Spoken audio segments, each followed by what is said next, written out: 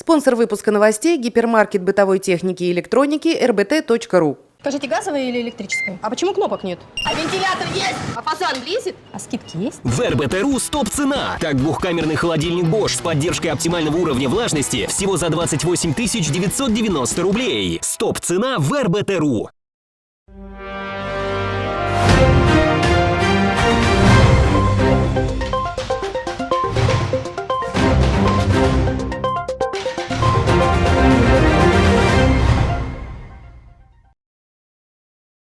Һаумыһығыҙ, эфирҙә яңылыҡтар, студияла Фәруаз Рафиҡов.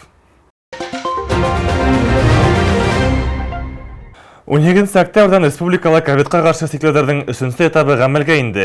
Башҡортостан башлығының коронавирус таралыуы менән бәйле юғары әҙерлек буйынса указына индерелгән яңы ҡағиҙәләрҙе үтәү халыҡ тормошона ла эшҡыуҙар эшмәкәрлегенә лә туранан-тура ҡағыла.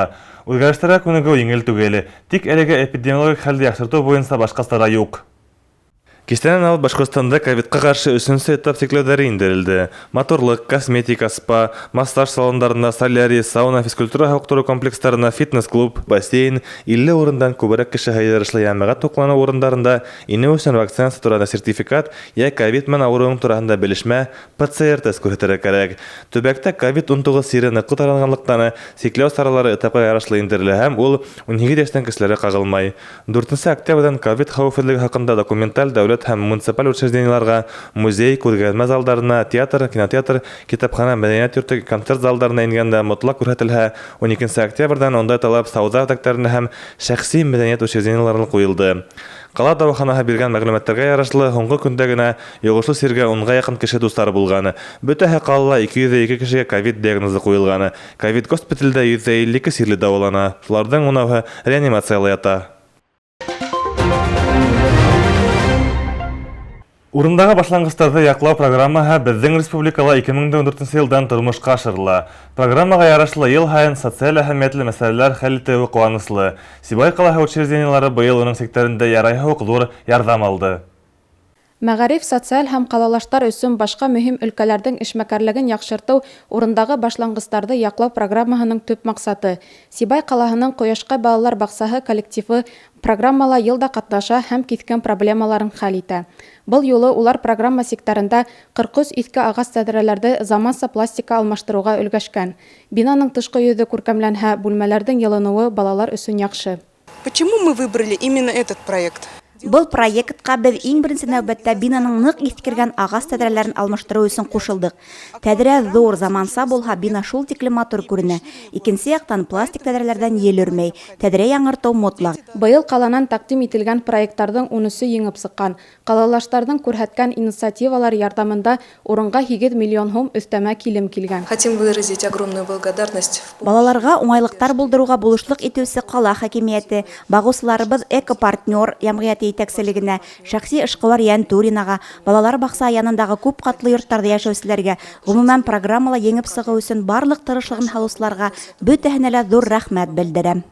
Урындағы башланғыстарҙы яҡлау программаһы буйынса ҡаланың 5-нсе мәктәбе лә үҙгәрештәр кисерҙе. Унда баҫҡыс майҙансыҡтарының 5 иҫке ағас ишектәре заманса пластика алмаштырылған. Ишектәр ыҡсымлығы менән генә түгел, хәүефһеҙлек булыуы менән дә алдыра. Дилбәр Султангилдина, Александра Юрина, Нияз Мирхайҙаров, Илдус Сурин, Любовь Карпова. Яңылыҡтар өсөн.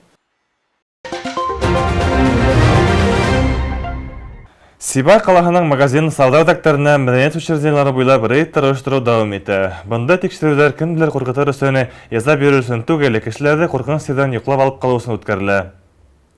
Төҙөлөш материалдары һатылған магазинға Роспотребнадзор, полиция, ҡала хакимиәте вәкилдәренән торған комиссия алдан хәбәр итмәй барды.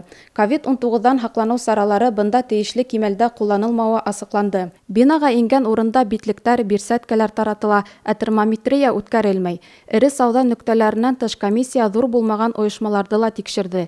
Сикләүҙәрҙе боҙоуҙар күҙәтелмәй, ҡулланыусылар ҙа, хеҙмәткәрҙәр ҙә һаҡланыу сараларын күрә. Социаль арауыҡ тотола, антисептар ҡулланыла, бина эсе йыйыштырыла. Быға ҡәҙәр ҙә комиссия булып киткән сауда үҙәгендә етешһеҙлектәрҙе бөтөрөлөүен тикшерҙе. Әммә уларҙың һаман был тәңгәлдә эшләп еткермәүе асыҡланды. Киҙәтеүҙәр эҙемтәләре бөтөрөлмәһә, предприятие эшмәкәрлеген 90 көнгә ҡәҙәр туҡтатып тороу кеүек яза ла ҡулланылыуы ихтимал. Комиссия ҡаланың иң эре сауда үҙәгендә лә эшләнде. Бында барлыҡ һаҡланыу саралары теүәл үтәлә. Әмма ингән ердә гаджеттар ярдәмендә QR-код сканерлай алмайҙар. Комиссия ағзалары сикләүҙәрҙе тикшеренеүселәргә был тәңгәлдә эшләргә өйрәтте. Ситуация неоднозначна. В целом Рейдтада мақсаты профилактика сараларын оныта башлаусыларға битлек кейеу, социаль арауық, термометрия, қайһы бер учрежденияларда мотлақ QR-код тикшереү кеүек хәүефһеҙлек сараларын иткәртеүе. Һаҡланыу сараларын түбәл үтәргә өйрәнергә кәрәк, юғиһә беҙ был вирусты еңә алмаясаҡбыҙ. Урында йәшәүселең күпселек өлөшө вакцина яһатһа, ауырыу сигенеренә ышаныс арта. Бөтә ерҙә лә комиссия ағзаларын аңлап ҡабул итәләр. Роспотребнадзор белгестәре эшләгән китәләр буйынса эҙемтәләрҙе бөтөрәләр, QR-кодтарҙы сканерлауҙы яҡшы ойоштороу буйынса кәңәштәр һорашалар. Күптәр ни өсөн коронавирусҡа ҡаршы икенсе пакет хәүефһеҙлек саралары тик сауда үҙәктәренә ҡағыла, ә магазиндарға түгел тип һораша. Яуап ябай. Сауда үҙәктәрендә кеше бер нисә бүлектә әйберҙәр ала, аҙыҡ-түлек һатып ала, унда ваҡытын күберәк уҙғарғанға ла сир йоҡтороу хәүефе ҙурыраҡ. Ҡағиҙәләр барыбыҙҙан да етди ҡараш, тәртип, сабырлыҡ талап итә. Тик әлегә уларға ҡарата әҙерлек тә, мөнәсәбәт тә төрлөсә икәнлеген сираттағы рейд ваҡытында күренде. Дилбәр Султангилдина, Татьяна Огурцова, Руслан Комушкулов, Любовь Карпова, яңылыҡтар өсөн.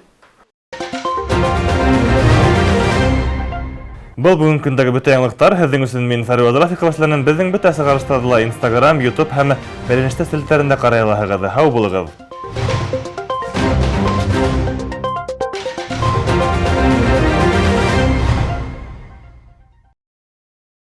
Скажите, газовая или электрическая? А почему кнопок нет? А вентилятор есть? А фазан близит? А скидки есть? В РБТ.ру стоп-цена. Так двухкамерный холодильник Bosch с поддержкой оптимального уровня влажности всего за 28 990 рублей. Стоп-цена в РБТ.ру.